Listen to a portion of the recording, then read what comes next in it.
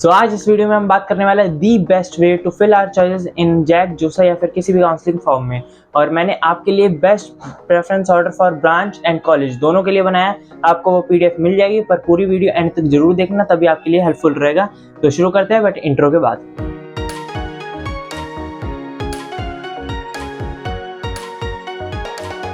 So everyone, my name is Yatharth Deva, first year IT student, soon turning into my second year at Dell Technological University DTU.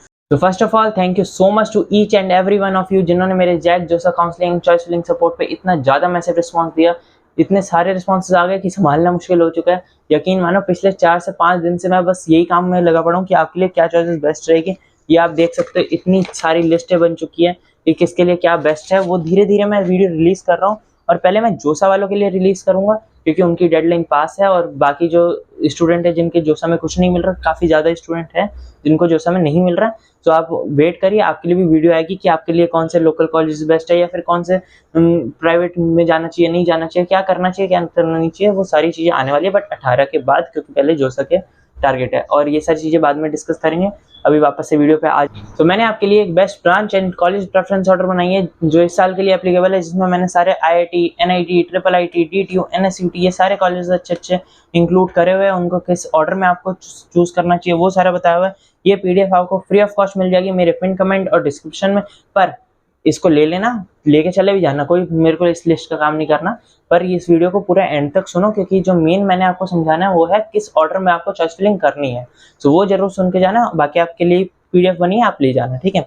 So first of all मैं आपको ये भी बताना चाहता हूँ कि आपको कौन कौन सी चीज़ें कैसे प्रेफर करनी चाहिए। जैसे अगर आप आईआईटी, जो मैंने टाइप 1 कॉलेज रखे वो है आईआईटी, उसमें आप टॉप 15 या टॉप 17 आईआईटीज प्रेफर कर सकते हो अगर आपको उसमें डिसेंट ब्रांच मिल रही है तो। नहीं तो टाइप 2A जो हमारा है उसमें सारी एनआईटीज है, इसमें आप टॉप 21 एनआईटीज जो एनआईटी अगरतला तक है वहाँ तक आप चूज कर सकते हो, क्योंकि एनआईटी अगरतला तक सारी डिसेंट सी है। उसके बाद की आप रिजेक्ट कर दो, क्योंकि वो इतनी अच्छी एनआईटीज नहीं है कि आप उधर जाओ, उससे अच्छे कॉलेज आपको मिल जाएंगे। टाइप 2B में ट्रिपल आईटीज हैं, और ट्रिपल आईटी मैंने 13 ही लिखी है, जो बेस्ट 13 है वही लिखी है। अगर आपको टॉप की 5 जो है वो टॉप की 4, टॉप की 5 जो है वो बेस्ट है, नहीं तो बाकी टॉप 5 से जो 5 से 13 है वो डिसेंट सी है। अगर आपको 13 तक भी मिल रही है, डिसेंट है, आप ले सकते हो, उसके नीचे वाली प्रेफर मत करना। टाइप 2C है हमारे जैक के सारे कॉलेज, जैक के सारे कॉलेज अच्छे हैं एक्सेप्ट DSCU अभी थोड़ा नया है, उसको इतना प्रेफरेंस मत दो। बाकी के टॉप 4 जो है DTU, NSUT, ट्रिपल आईटी और IGDTU, उनको प्रेफर कर लो। उसमें से कोई भी प्रेफर करोगे बेस्ट रहेगा, कोई प्रॉब्लम नहीं है। टाइप 2D में आपको बिट्स दिए हुए हैं, बिट्स प्लानी जो टॉप नंबर 1 पे है उसे ही प्रेफर करना। टॉप ये जो सेकंड और थर्ड नंबर पे गोवा और हैदराबाद है उसको ठीक ठाक लेवल पे ओके ओके समझ लो। अगर कुछ नहीं मिल रहा तो उस पर जा सकते हो, नहीं तो अगर पिलानी मिल रहा है तो आप जरूर जाओ। IITs, NITs टॉप की जो DTUs होते हैं इन सब के लेवल का है बिट्स पिलानी, रादर टॉप के IITs NITs के बराबर का ही है। तो अगर उसमें मिल रहा है तो बेशक आप जा सकते हो। ये सिर्फ एक प्राइवेट कॉलेज है जिसको मैं रेकमेंड करता हूँ, बाकी प्राइवेट कॉलेजेस मैं बिल्कुल भी रेकमेंड किसी को नहीं करता। और टाइप 2E है हमारे GFTI टॉप के, जो कि 2 है, BIT रांची और दूसरा है पैक चंडीगढ़। ये हमारे काफ़ी सही से GFTI है जिनको मैं प्रेफर करूँगा। बाकी GFTI आप बेशक छोड़ दो, कोई दिक्कत नहीं है। अगर आपको इसमें कुछ मिल रही है, NITs में कहीं कुछ नहीं मिल रहा है, फिर लोअर NIT मिल रहा है, उससे अच्छा प्रेफर आप ये कर सकते हो, टॉप की ये 2 GFTI है, ठीक है।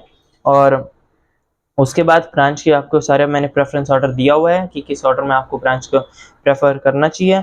और टाइप 2D और वगैरह ही समझा देता हूँ मैं क्या है बेसिकली।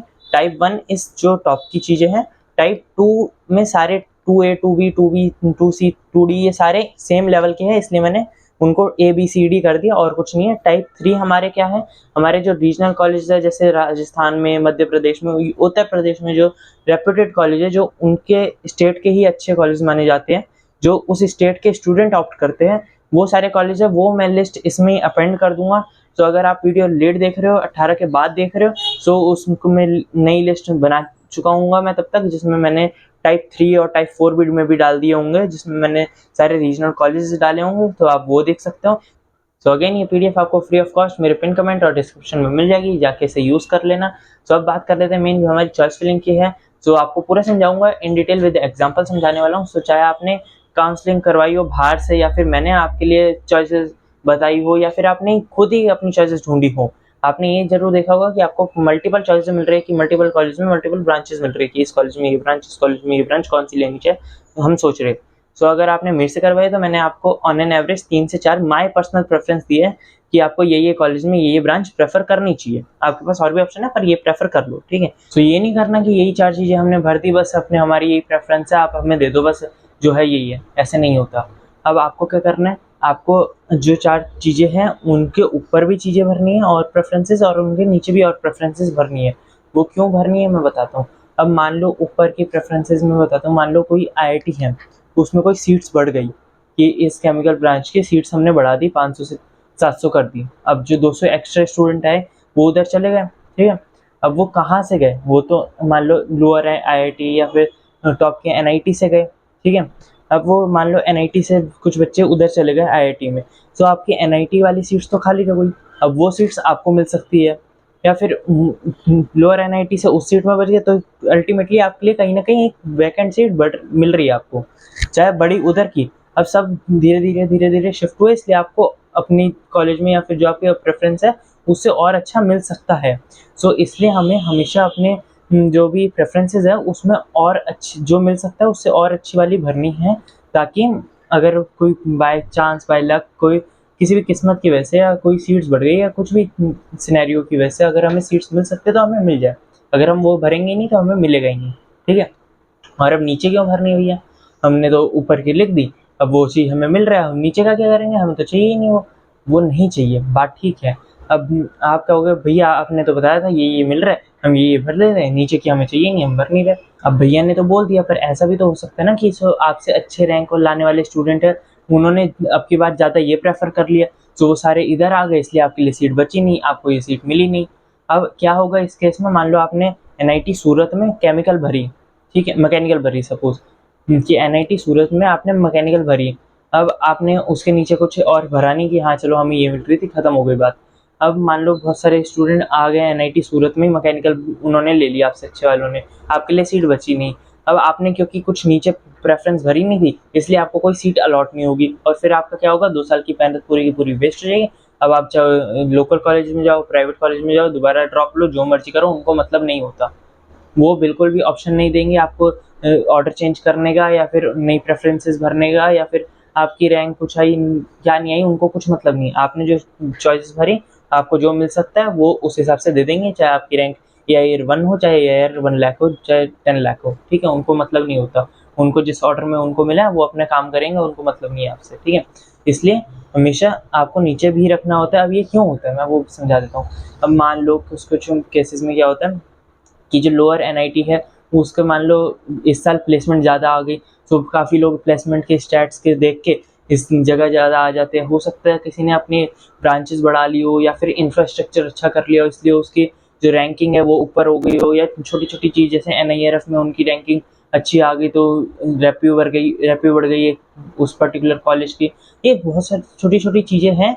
तो ये कभी भी कुछ भी हो सकता है, डाइस हर चीज़ प्रेडिक्टेबल नहीं होती, सिर्फ हम एक प्रोबेबिलिटी निकाल सकते हैं, एक अपनी तरीके से कोशिश कर सकते हैं कि क्या हो सकता है। कोई भी पर्टिकुलर आपको 100% गारंटी देके कोई भी काउंसलिंग नहीं करता है, ठीक है। अब जो मैंने आपको चॉइसेस बोले, अब उससे 1-2 ब्रांच ऊपर 1-2 ब्रांच नीचे मिल सकती है, चांसेस है, तो उसके लिए रेडी रहना। अब मैं आपको एक एग्जांपल देता हूँ छोटा सा, फिर उसके बाद वीडियो एंड करते हैं।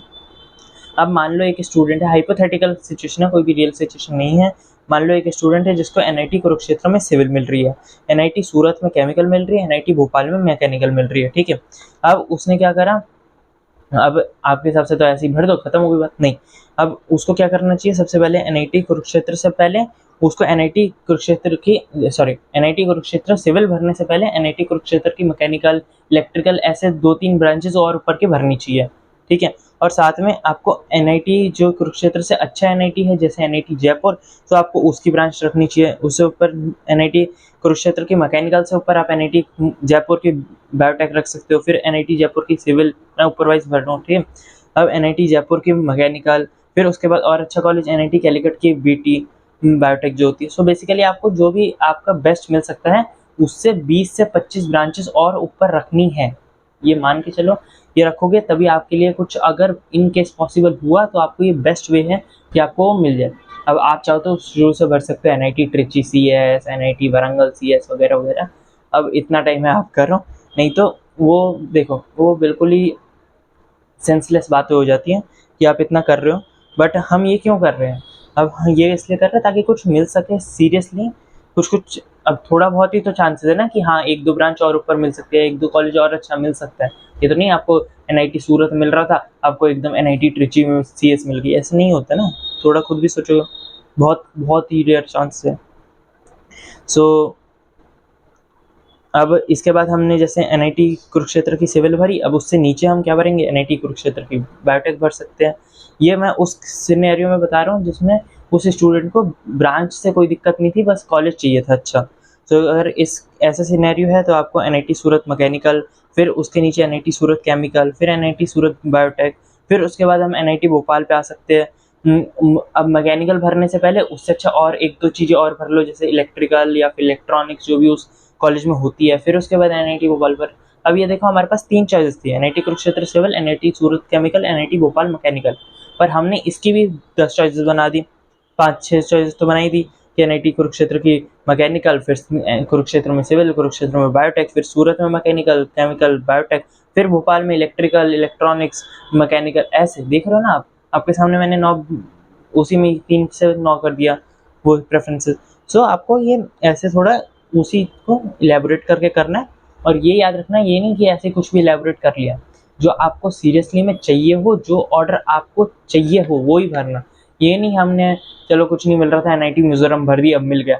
अब भाई तुमने मिजोरम जाना ही नहीं, इतनी दूर जाना ही नहीं, तो आप क्यों भर रहे हो? अब मान लो NIT आपको जयपुर में BT में गई, बायोटेक आपको पढ़नी नहीं थी, तो वो चीज़ मत करना। अगर आपकी ब्रांच प्रेफरेंस है तो आप, अगर आपको ब्रांच ही चाहिए अच्छी, कॉलेज इतना अच्छा नहीं चाहिए, तो सारी आप पहले अच्छी अच्छी ब्रांचेस वाले भर दो कि NIT कैलीकट में मान लो इलेक्ट्रिकल, मान लो आपको इलेक्ट्रिकल ही चाहिए, इलेक्ट्रिकल पे ज़्यादा फोकस है, तो NIT Calicut electrical, NIT Jaipur electrical, NIT सूरत इलेक्ट्रिकल, कुरुक्षेत्र इलेक्ट्रिकल, ऐसे।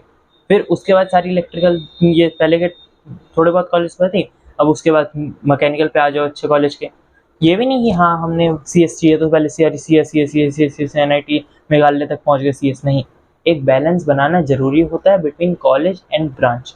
जो आपको ज़्यादा प्रेफर है उसको थोड़ा ज़्यादा प्रेफरेंस से, उसको थोड़ा ज़्यादा प्रायोरिटी वाइज कर सकते हैं, बट ये नहीं कि हाँ हम बिल्कुल ही वो कर रहे हैं कि NIT मेघालय या नागालैंड कोई भी CS मिल जाए, चाहे हमें NIT ट्रिची में सिविल मिल रही हो, हमें नहीं मतलब, हमें NIT अगरतला में CS चाहिए। समझो ना, बीच का कर लो कुछ, NIT जयपुर या NIT इलाहाबाद में आप इलेक्ट्रिकल पढ़ लो। समझ रहे हो ना? इसलिए एक बैलेंस मेंटेन करके रखना।